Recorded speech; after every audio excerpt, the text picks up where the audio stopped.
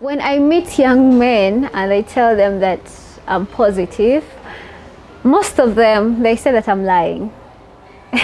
Most of them say that I'm lying, that probably I just want to, push them away. But that's the fact. And anyway, as I said earlier, the reason as to why I'm looking good it's because of my drugs. So I'm taking my ARVs and I'm looking healthy. And some people, it's very hard to tell that I'm HIV positive.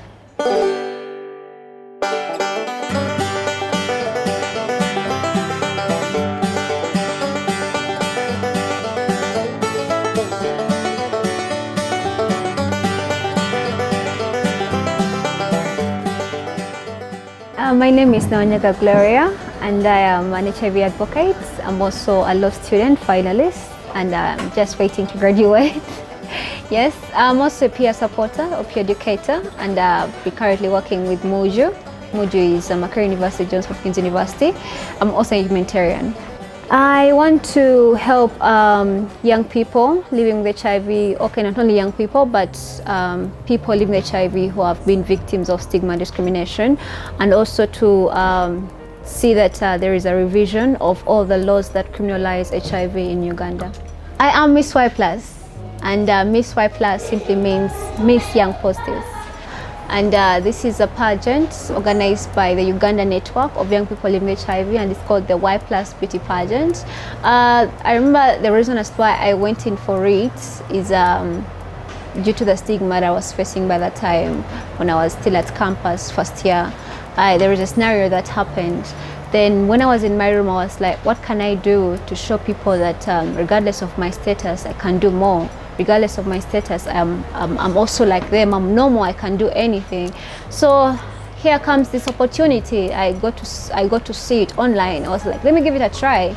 So I gave it a try, and basically I was given a platform to empower fellow young people who are living with HIV, to advocate against stigma and discrimination, to reach out to policy makers to see that they can at least come up with favorable policies that can improve on our livelihoods as young people living with HIV.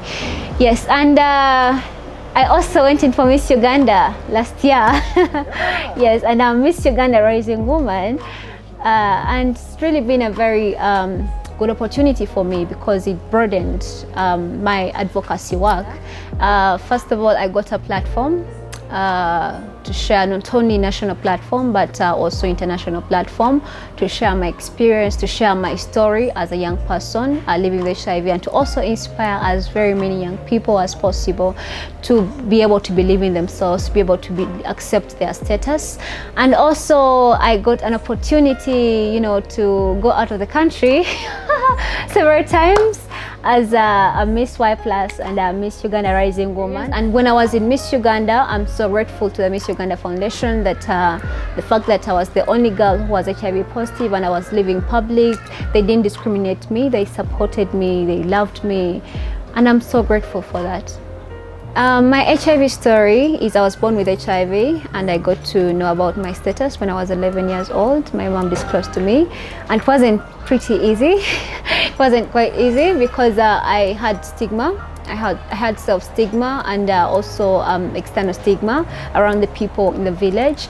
So it wasn't that easy because I remember there was a time I got suicidal thoughts. I wanted to take my life because I'd always judge my parents. Why would they, infect me with the virus? Yeah, so it's not been easy, but I'm so grateful to God that I finally collected myself, and I'm empowering young people out there, and I'm helping them to accept themselves, to love themselves, and appreciate themselves the way they are. Because at the end of the day, it's you. It's not going to change. You have HIV, and it's not going to change. So what is next? Move on with life and live a positive life. Ever since I got to know about my status, I've been on medication, but it wasn't ARVs. It was initially you would be on Septrin. Then when your viral load goes up, you would start ARVs. So the reason as to why my mom disclosed to me was because I used to pressurize her and ask her a lot, why am I taking the Septrins?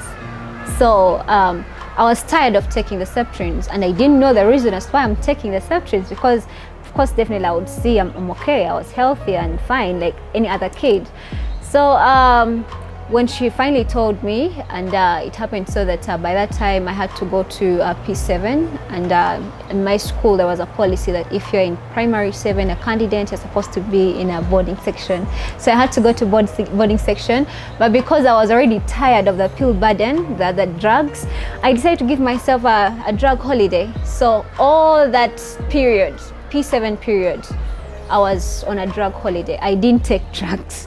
And to make matters worse, after my PLE, I fell very ill. I got AIDS. Yeah, so that is when they took me to hospital, and the doctors saw that I needed to start ARVs. My medication has been very helpful. First of all, I'm healthy and I'm looking good, and for the past 6 years I'm undetected, meaning that I cannot transmit the virus, and my viral load is at 0. Yes, and I'm happy. I'm living a healthy life and a positive life. So I'm so grateful to everyone, the government of Uganda and all the different stakeholders for giving us the medication. I'm currently not in a relationship, but I'm looking forward to. I need a God-fearing man, educated, someone who is reliable. Yeah. Looks don't matter a lot, and status. Yeah, but I'm looking for someone who is, first of all, God-fearing, educated, and someone who I can rely on, who can support me. In my advocacy, I do quite a lot of things. And first of all, as I said, I'm an HIV advocate and activist. And I've been doing a lot in the community, with community outreaches and school outreaches, where I go to communities and schools and, empower people with knowledge about HIV, and also advocate against stigma and discrimination. I also do advocacy on my social media platforms. If you happen to follow me at Naonyaga Gloria, you can see the lots of things that I've been doing there. And also I use talents, which is music, and not only music, but diverse talents. And I came up with a band, which is the Young Positives Music Band, the Y Plus Music Band. And basically we use our talents to create a positive impact in the society. And we also advocate against stigma and discrimination. We also advocate against social injustices, and also improvement of health services. We have both infected and affected young people. Young people living with HIV, both infected and affected.